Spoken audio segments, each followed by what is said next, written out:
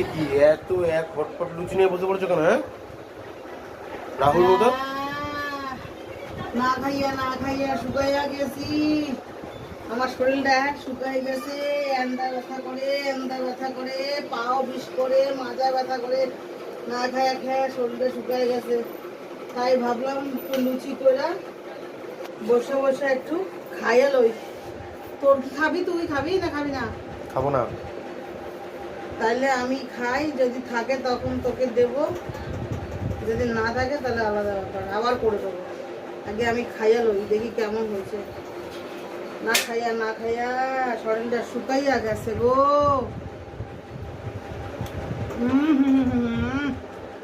এরকম লুচি তরকারি পাইলাম,